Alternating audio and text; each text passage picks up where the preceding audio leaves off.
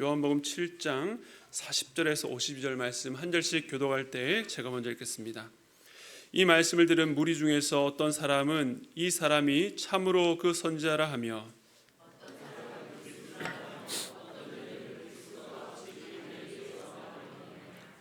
성경에 이르기를 그리스도는 다윗의 씨로 또 다윗이 살던 마을 베들레헴에서 나오리라 하지 아니하였느냐 하며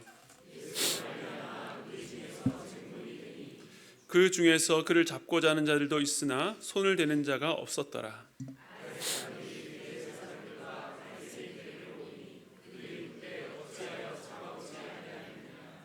아랫사람들이 대답하되 그 사람이 말하는 것처럼 말한 사람은 이때까지 없었나이다 하니 당국자들이나 바리새인 중에 그를 믿는 자가 있느냐?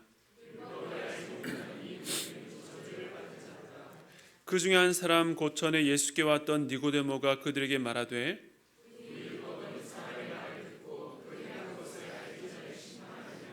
함께 읽겠습니다. 그들이 대답하여 이르되 너도 갈릴리에서 왔느냐? 찾아보라. 갈릴리에서는 선지자가 나지 못하느니라 하였더라. 아멘.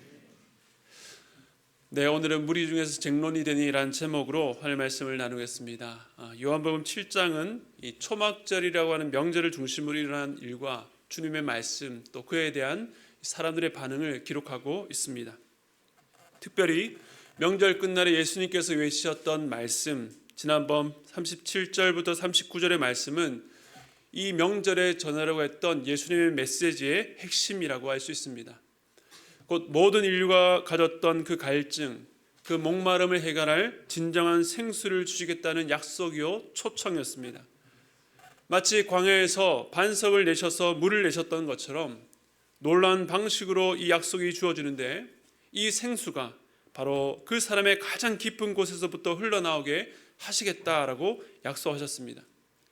이 생수는 바로 믿는 자들이 받을 성령이었습니다.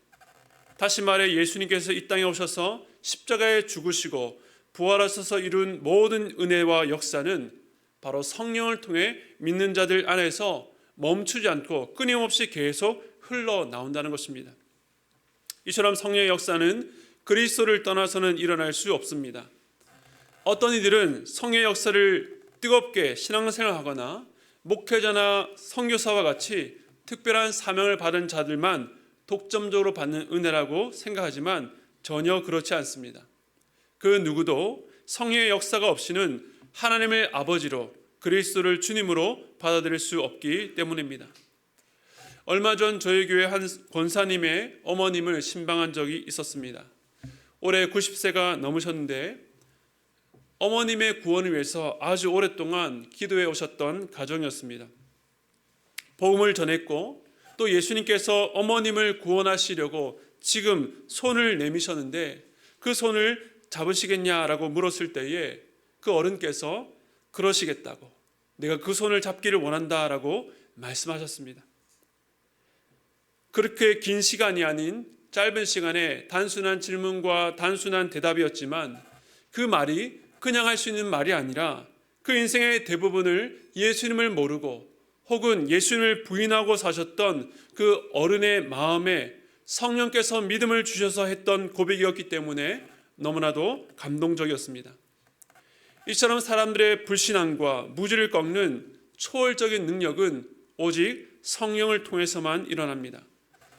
그러므로 오늘 이 자리에서 예수를 믿는 믿음으로 함께 예배드리며 그 주님을 더욱 알아가고자 하는 마음이 여러분의 마음 가운데 있다면 성령께서 이미 여러분 안에 계신 증거라는 사실을 믿으시기 바랍니다. 오늘 말씀은 예수님의 가르침 뒤에 지금까지 사람들의 여러 반응들을 요약적으로 보여줍니다. 먼저 40절에 보니까 어떤 이들은 예수님을 그 선지자라고 했습니다. 지난 요한복음 1장에서 세례 요한이 회개의 세례를 전했을 때도 많은 사람들이 그에게 몰려와서 당신이 그 선지자냐라고 물었습니다. 그냥 선지자가 아니라 그 앞에 정관사가 있는 그 선지자입니다.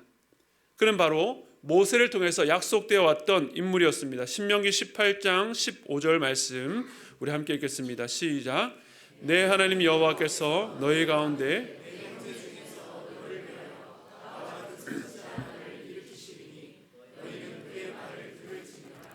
아멘. 신명기는 약속의 땅 가나안에 들어갈 다음 세대를 향한 모세의 마지막 설교입니다. 모세는 노예였던 이스라엘 백성들을 출애굽시켰고 광야에서 그 백성들을 먹이고 인도했던 지도자입니다. 그는 하나님을 대면하여 만났고 백성들에게 하나님의 말씀, 바로 율법을 전했던 이스라엘 백성들에게 있어서 매우 특별한 인물이었습니다. 유대인들은 오랫동안 모세와 같은 선지자, 바로 그 선지자를 기다렸던 것입니다. 그런데 지난 6장에서 광야에서 만나를 주었던 모세를 연상시키는 오병이어의 표적이 있었습니다. 그리고 7장에서는 광야에서 반석을 쳐서 물을 내었던 모세를 떠올리는 초막절 말씀을 선포하셨습니다.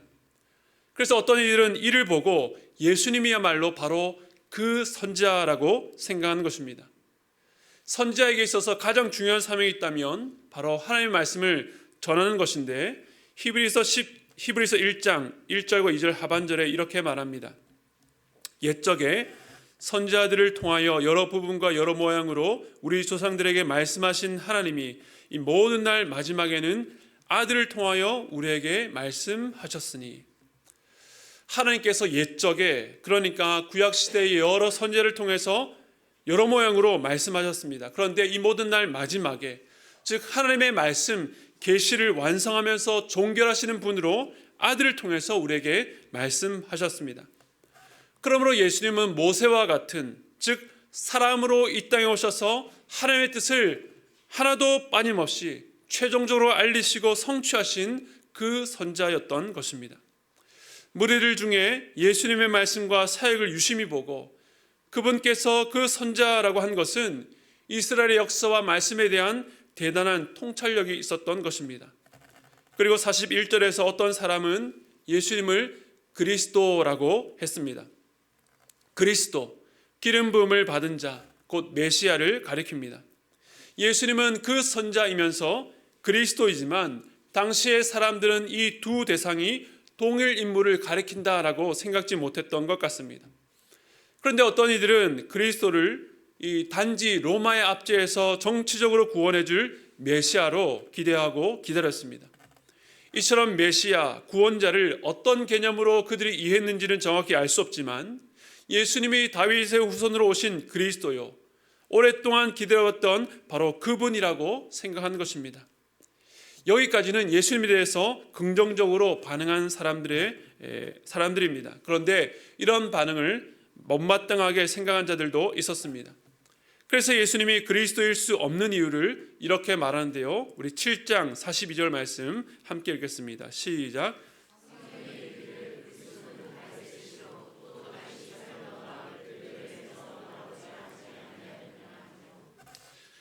그 근거로 성경을 댑니다.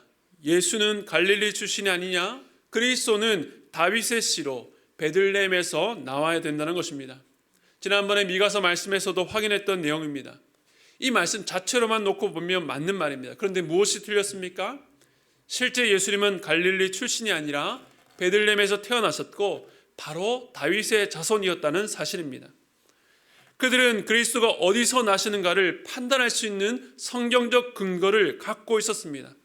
그러나 그 근거에 따라서 상세히 들여다보려고 하지 않습니다.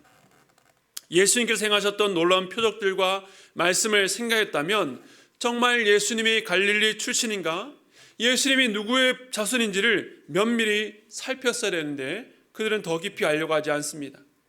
그저 대중들이 말하는 풍문, 예수가 갈릴리 출신이라는 것만 갖고 예수가 그리스도일 리 없다라고 단정 지은 것입니다.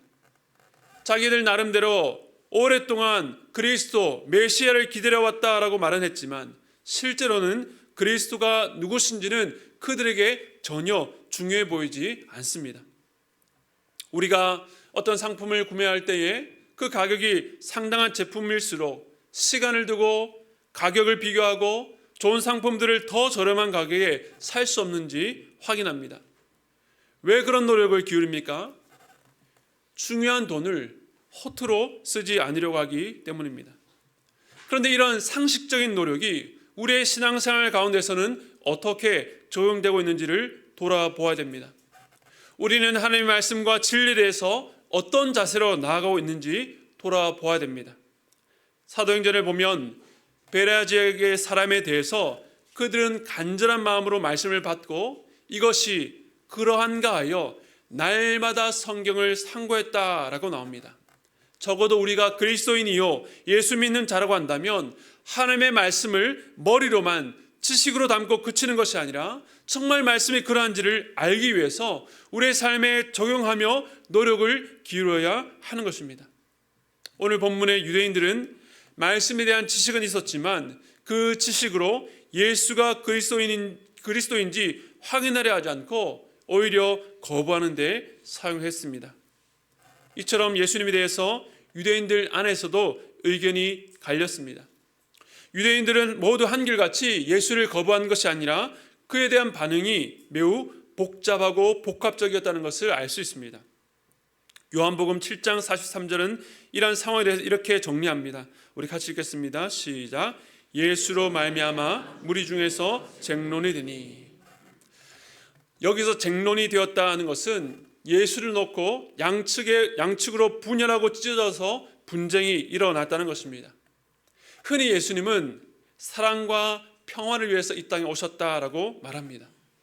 그래서 예수 믿는 자들이 가정이나 사회에서 예수를 믿으라고 전하고 세상 속의 다름을 보일 때에 왜 그렇게 분란을 일으키냐고, 왜 그렇게 별나냐고 면박을 주기도 합니다.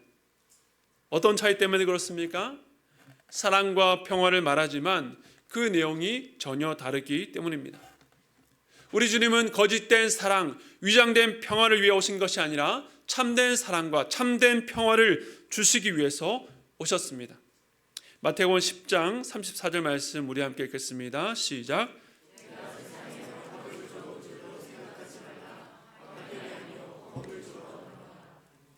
여기서 내가라고 하는 것은 예수님입니다. 예수님께서 뭐라고 말씀하십니까? 화평을 주러 온 것이 아니라 검을 주러 왔다라고 말합니다. 여기서 검이란 곧 칼, 전쟁을 말합니다. 즉 예수님이 세상에 화평을 주러 온 것이 아니라 전쟁을 일으키러 왔다라고 하시니까 참 충격적인 말씀입니다. 그런데 예수님은 정말 중요한 문제, 심각한 문제를 덮어두고 건드리지 않으면서 다 괜찮다라고 하는 화평이 아니라 혈육이라 할지라도 예수님으로 인해서 둘 사이에 심각한 나눔이 있을 수 있다라고 말씀하셨습니다. 진리란 그런 것입니다. 이도 좋고 저도 좋다가 아니라 진리 앞에서 이러한 쟁론이 일어날 수밖에 없는 것입니다. 복음서를 보면 예수님께서 말씀하신 거나 예수님이 어떤 사역을 하실 때에 그로 말미암아 오히려 백성들이 나뉘어지고 쟁론이 일어난 것을 보게 됩니다. 그리고 이러한 쟁론은 예수를 따라가는 우리의 삶에서도 결코 피할 수 없습니다.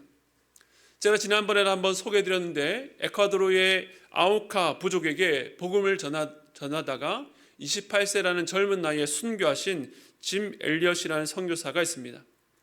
그의 아내였던 엘리자베스 엘리엇이 짐 엘리엇 선교사님의 일기와 편지를 모아서 전능자의 그늘이라는 책을 남겼는데 이 책에서 짐 엘리엇은 이 땅의 화평이 아니라 검을 주러 오셨다라고 하는 예수님을 따르는 제자로서 어떤 삶을 살길 원했는지 이렇게 기록하고 있습니다. 아버지, 저로 분기점 같은 사람이 되게 하소서. 제가 접하는 사람들을 결단의 기로로 이끄소서. 저는 직선도로의 표지판이 되고 싶지 않습니다. 저를 갈림길로 삼아 주소서. 그리하여 사람들이 제 안에 계신 그리스도를 보고 어느 쪽으로든 하나를 택해야만 하게 하소서. 여러분, 직선도로의 표지판이 무슨 역할을 합니까? 지금 가는 방향으로 계속 가도 괜찮다는 것입니다. 운전하는 운전자가 흘끔 보고 계속 그 방향으로 갑니다. 그러나 짐 엘리엇은 그러한 삶을 거부합니다. 사람들이 자기 안인 예수 그리스도를 보고 선택해야만 하는 분기점, 갈림길이 되기를 원했던 것입니다. 그의 소망은 예수를 따르는 여기 있는 모든 성도들이 살아가야 될 삶이기도 합니다. 사람들이 예수님을 4대 성인 중 한 분으로 사랑이 많고 평안을 사랑하고 어려운 사람들을 돕는 선한 분이라고 평가하는 것은 예수님을 제대로 모르고 하는 말입니다. 사랑이 많고 평안을 사랑하고 어려운 사람들을 돕는 예수는 위인전에 나올 만큼 훌륭한 사람이라는 평가입니다. 그러나 사람들에게 그런 예수님은 그를 따르든지 아니면 무시하든지 아무런 상관이 없는 사람입니다. 예수님은 우리에게 단지 좋고 선한 분으로 오시지 않았습니다. 예수님만의 유일한 길이요 진리요 생명이기 때문에 예수께로 나오십시오. 예수를 떠나서는 영혼의 목마름을 채울 수 없고 영혼이 죽을 수밖에 없습니다. 성경이 우리에게 증거하는 예수님은 이런 분입니다. 지금도 예수를 모르는 많은 이들이 영원한 죽음을 향한 직선 도로 위에 있습니다. 여러분은 그 앞에서 아무 말 없이 가만히 서 있는 표지판이 되어서는 안 됩니다. 그 길을 막고 서서 이 길이 아닙니다. 예수께로 돌이켜야 됩니다. 예수님만이 참된 길이라고 전해야 될 분기점이 되셔야 하는 것입니다. 우리가 예수 그리스도를 따라 살게 되면 우리를 인해서 우리가 가는 곳마다 이러한 쟁론이 일어날 수밖에 없습니다. 유대인들 사이에 이런 쟁론이 일어난 가운데에 예수를 잡으려고 한 자들도 있었습니다. 32절에서 많은 사람이 예수께로 이끌리는 것을 보면서 대제사장과 바리새인들이 예수를 잡으려고 아랫사람들을 보냈다라고 나옵니다. 그런데 오늘 본문 45절에서 그 아랫사람들이 빈손으로 돌아온 것입니다. 그래서 왜 명령대로 예수를 잡아오지 않았냐라고 물었을 때에 이 아랫사람들의 반응, 대답입니다. 요한복음 7장 46절 말씀 함께 읽겠습니다. 시작. 아랫사람들이 대답하되 아멘. 지난번 설교 때 말씀드렸던 것처럼 아직 주님의 때가 이르지 않았기 때문에 예수를 잡고자 했으나 그에게 손을 대는 자가 없었습니다. 그런데 이 일이 어떤 마술적인 힘이 작용했기 때문에 일어난 것이 아니라 윗사람의 명령이라 할지라도 그 아랫사람들이 따를 수 없는 예수님의 말씀을 들을 때에 강한 무언가를 느꼈기 때문입니다. 체포하러 간 자들이 오히려 압도를 당해서 감히 손을 대지 못한 것은 사람 차원의 것이 아니라 하나님으로부터 말미암는 권세를 느꼈기 때문이었습니다. 내 교훈은 내 것이 아니라 나를 보내신 이의 것이다. 내가 스스로 온 것이 아니라 그에게서 났고 그가 나를 이곳에 보내셨다. 종교 지도자들을 향해서는 너희 중에 율법을 지키는 자가 없다라고 꾸짖습니다. 사람들을 향해서 내게로 와서 생수를 마시라 초청했습니다. 이런 말씀을 들으며 그들은 이것은 사람이 할 수 있는 말이 아니다. 그는 정말 하나님께서 보내신 분일지도 모른다. 만약 그런 분을 붙잡았다가 내가 어떤 심판을 받겠는가 라고 하는 두려움을 느꼈던 것입니다. 이처럼 예수님의 말씀과 행적을 곰곰이 들여다보았다면 이 아랫사람들의 반응이 지극히 정상적이고 당연했습니다. 그런데 그가 갈릴리 출신이기 때문에 그리스도일 리가 없다라고 말했던 무리들과 마찬가지로 바리새인들은 예수님의 말씀을 듣고도 그것을 거부했습니다. 참 아이러니한 상황이 아닙니까? 성경의 표현도 아랫사람이라고 되어 있는데 아랫사람들은 말씀을 듣고 상황을 보면서 그 앞에 반응하는데 그들의 윗사람, 누구보다도 율법을 잘 알고 능통한 성경의 전문가인 바리새인들이 오히려 말씀을 듣고 이성적인 사고를 닫아버립니다. 이성이 닫히니까 감정적으로 반응합니다. 예수의 말씀을 듣던 중에 심경의 변화가 일어나 빈손으로 돌아온 아랫사람들에게 그렇다면 왜 예수가 거짓 선자인지를 말해야 되는데 합당한 근거를 대지 못하면서 이렇게 말합니다. 요한복음 7장 47절 49절 말씀 함께 읽겠습니다. 시작. 바리새인들이 대답하되 너희도 미혹되었느냐?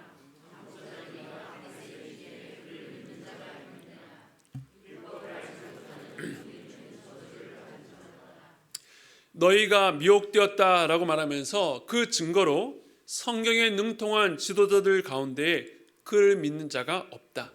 너희처럼 율법을 모르는 자들은 우리와 같은 지도자들을 따라야 될 것이 아니냐라고 말합니다.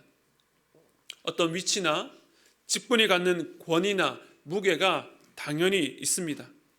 하지만 그 위치나 직분을 단지 상대방을 누르고 자기 주장을 관철시키는 목적으로 악용될 때에 그 직분은 타락했다라고 하는 증거가 됩니다. 오늘 본문 속의 바리새인들의 모습이 그렇습니다. 아랫 사람들이 미혹되었다라고 한다면 어떤 면에서 미혹되었는지를 가르쳐야 되는데 그 과정이 빠져 있고 엉뚱하게 반박합니다. 그런데 바로 이 지점에서 전혀 예상치 못한 일이 일어납니다. 바리새인들이 지도자들 가운데 한 사람도 예수를 따르지 않는 것이 예수가 거짓 선자인 증거라고 했는데 그 말을 무색해 만든 일이 일어난 것입니다. 요한복음 7장 50절과 51절 말씀 우리 함께 읽겠습니다. 시작. 그 중에 한 사람 곧 전에 예수께 왔던 니고데모가 그들에게 말하되 우리 율법은 사람의 말을 듣고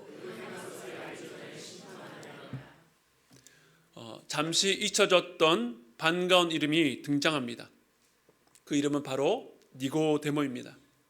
지난 3장에서 그를 이렇게 소개했습니다. 그런데 바리새인 중에 니고데모라는 사람이 있으니 유대인의 지도자라. 그는 바리새인이요 지도자이니까 당시 최고 의결기구였던 산헤드린 공회의 회원이었을 것입니다. 그런데 예수를 향해서 노골적으로 적대감을 드러내고 있었던 바리새인들 사이에서 갑자기 니고데모가 등장해서 말합니다. 물론 예수님을 적극적으로 옹호한 것은 아니었습니다. 단지 예수를 덮어놓고 거부하지 말고 사람들에게 율법을 가르치는 지도자로서 최소한 그의 말과 그의 행위를 자세히 살펴야 되는 것 아니냐, 그런 과정을 건너뛰고 무시하고 너무나도 경솔한 판단이 아니냐라고 문제 제기를 한 것입니다. 그런데 니고데모의 말에 바리새인들이 발끈해서 너도 갈릴리에서 왔느냐, 갈릴리 출신이라서 그런 말을 하냐고, 갈릴리에서는 선지자가 나지 못한다라고 말합니다. 그런데 사실 구약에 보면 요나와 나훔, 호세아와 같이 갈릴리 출신의 선지자가 여럿 있었습니다. 역시 합리적이고 정상적인 반박이 아니었습니다. 우리나라도 한때 그 사람의 고향에 따라서 정치적 성향, 인격, 자질을 판단하는 잣대로 삼았던 적이 있었습니다. 지금 니고데모를 향한 공격도 진리가 무엇인지 진지하게 접근하기보다는 갈릴리라고 하는 지역을 비하하며 의견을 묵살하고 폄하하고 있습니다. 그런데 니고데모가 이런 분위기를 몰랐던 것이 아닙니다. 바리새인들을 비롯해 종교 지도자들은 거의 한 목소리로 예수를 거부하고 심지어 죽이려고 모의했습니다. 그런 가운데 니고데모가 이런 말을 한다는 것은 쉽지 않은 일이었습니다. 너도 갈릴리 출신이냐라고 하는 면박은 앞으로 그가 당할 어려움에 비하면 시작에 불과했습니다. 그저 아무 말 하지 않고 침묵했다면 이런 수모를 겪을 필요가 없는데 그가 왜 나서서 이런 말을 했겠습니까? 오늘 본문의 언어로 표현한다면 쟁론의 과정을 통과했기 때문입니다. 앞서도 말했던 것처럼 요한복음 3장에서 니고데모는 예수를 한밤중에 찾아왔습니다. 유대 사회에서 그의 지위나 나이로 보면 높은 지위에 있었지만 정중하게 예수님께 가르침을 얻고자 겸손히 찾아간 것입니다. 그런데 돌아온 것은 면박에 가까운 말씀이었습니다. 그의 평생을 하나님의 나라를 고대하고 기다려왔는데 거듭나지 아니하면, 물과 성령으로 나지 않으면 하나님의 나라와는 아무런 관련이 없는 자라는 말씀을 듣게 되었습니다. 이스라엘의 선생으로서 왜 이것을 모르냐고 야단 맞습니다. 그런데 그 이후 예수님의 말씀 뒤에 니고데모가 어떻게 반응했는지 성경이 기록하고 있지 않습니다. 그가 그 밤에 예수님의 말씀을 듣고 어떤 마음으로 돌아갔는지 우리는 알 수 없습니다. 그리고 시간이 지나 오늘 본문에 니고데모가 등장해서 예수를 핍박하는 무리 가운데서 말한 것입니다. 그가 예수를 찾아갔던 그 밤에 책망에 가까운 말을 들었을 때에 얼마나 당황스러웠을까요? 평생 자기가 살아왔던 삶이 부정당하고 다시 새롭게 위로부터 태어나야 된다는 말을 들었을 때에 자신을 지탱해왔던 신앙과 세계관으로는 전혀 이해할 수 없었을 것입니다. 하지만 니고데모는 적어도 그날 예수님께 들었던 그 말씀을 자기의 등 뒤로 던지지 않았습니다.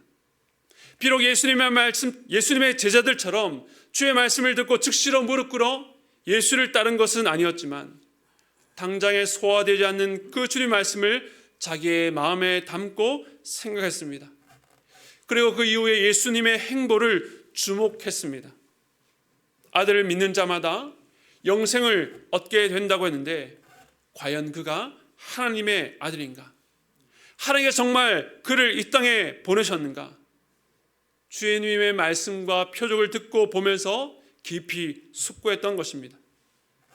그리고 아마 이때쯤 그의 말씀대로 정말 그리스도일지도 모르겠다, 우리가 기다리는 그 메시아일 수도 있겠다라고 생각했을지 모릅니다. 오늘 사건 이후에 니고데모는 어떻게 되었을까요? 니고데모의 등장은 여기가 끝이 아니라 19장에 다시 한번 나옵니다. 요한복음 19장 38절에서 39절 말씀 우리 함께 읽겠습니다. 시작. 아리마다의 사람 요셉은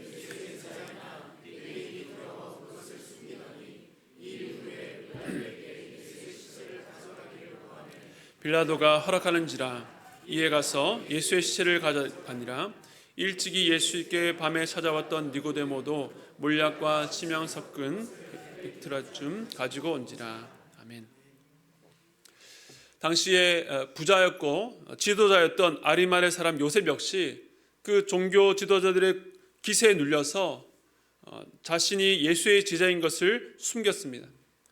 그런데 예수께서 십자가에서 죽은 뒤에 장사 지내기 위해서 담대하게 빌라도를 찾아가서 예수님의 시신을 요구했습니다. 그리고 그때 함께 장사 지냈던 사람 니고데모를 이렇게 소개합니다. 일찍이 예수께 밤에 찾아왔던 니고데모. 정리하면 예수님이 공생을 시작했던 초기 요한복음 3장에서 예수를 만났던 니고데모, 그리고 오늘 본문 7장 50절에 다시 등장해서 바리새인들의 말을 반박했던 니고데모가 요한복음 19장에서 아리마다의 사람 요셉과 함께 예수를 장사 지냈습니다. 유대 종교 지도자들이 빌라도의 손을 빌어서 죽였던 예수님의 장사를 지낸다는 것이 어떤 의미인지 니고데모가 모를 리 없었습니다. 비록 베드로나 다른 제자들처럼 예수님을 향해서 적극적으로 신앙을 고백하진 않았지만 그는 그의 행동으로 자신이 누구를 따르는 제자인지를 알렸던 것입니다. 이처럼 요한복음을 니고데모가 변하는 관점으로 보면 또 다른 은혜가 있습니다. 예수님께서 하셨던 풍성한 말씀과 7가지 표적을 중심으로 기록하고 있는 요한복음 안에 처음과 중간 그리고 마지막에 니고데모를 등장시켜서 한 사람 안에 예수 그리스도를 향한 변화가 어떻게 일어나는지 보여줍니다. 여기 앉아있는 분들 중에서도 어떤 분들은 하나님의 말씀을 듣고 처음부터 그 말씀이 믿어져서 따르는 분들도 있을 것입니다. 그러나 어떤 분들은 하나님의 말씀을 들을 때에 이해가 안 되고 어떤 경우에는 화가 나기도 합니다. 그저 예수님이 내가 필요할 때 도움을 주고 마음이 어려울 때 편안하게 해주는 존재로 있어주기를 바랬는데 주님이 나의 주인이며 내 생각과 경험을 내려놓고 그 예수님을 따라야 된다니 왜 내가 예수님께 내 모든 것을 맡겨야 되는지 받아들일 수 없다고, 나에게 너무 많은 것을 요구하지 말라고, 내가 그어놓은 선을 넘어오지 말라고 말합니다. 말씀은 말씀이고 내가 가야 될 길이 있다고, 신앙은 일요일이나 교회에서만 영향이 있지 내가 일하는 직장이나 사업터에서 내 자녀들의 진로를 지도할 때는 참견하지 말라고 거부합니다. 이처럼 내가 가진 생각과 하나님의 말씀이 부딪힐 때에 쟁론이 일어납니다. 그런데 거기서 그 쟁론을 그냥 넘겨버리지 마십시오.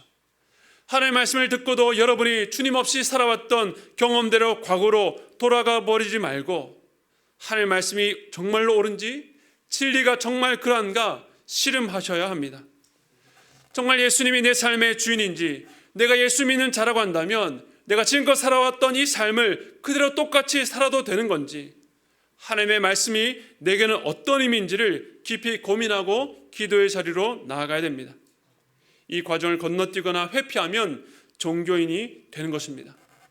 오늘 니고데모를 통해서 진리 앞에 씨름하는 한 영혼, 그 고민의 과정을 통과하는 한 영혼을 만나게 됩니다.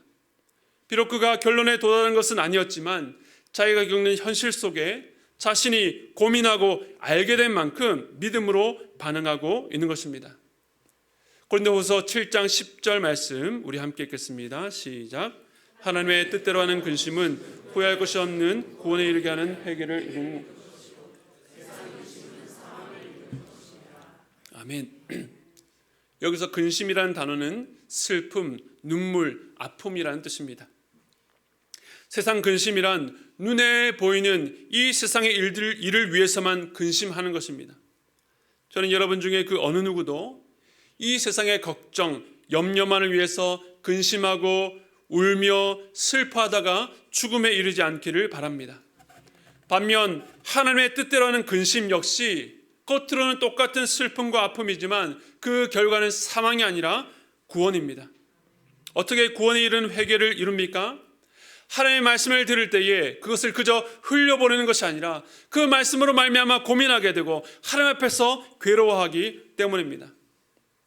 자기 안에 죄성과 부딪히고 자신의 욕심만을 위해 살려했던 그 삶이 하나님의 말씀과 부딪힐 때에 괴로울 수밖에 없습니다.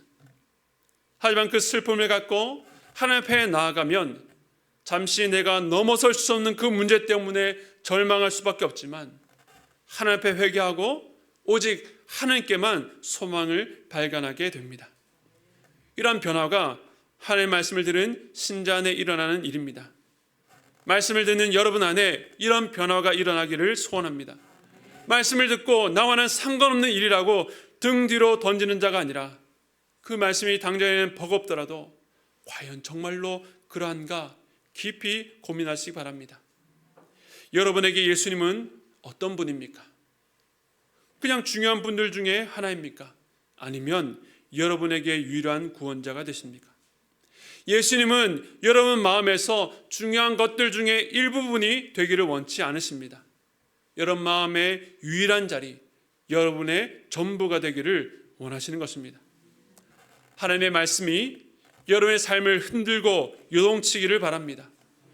그저 이 정도면 됐다, 괜찮다라고 말한 여러분을 하나님께서 지금 있는 그 자리에 그냥 내버려 두지 않기를 원합니다.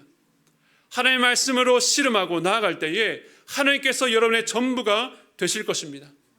그 변화가 즉각적으로 일어나지 않는다 할지라도 오늘 니고데모와 같이 여러분의 삶에서 시작된 그 변화가 반드시 열매를 거둘 것입니다. 우리 모두가 그리스도를 유일한 주인으로 모신 고속도로의 표지판이 아니라 갈림길이요 분기점과 같은 하나님의 사람 되시기를 주님의 이름으로 축복합니다.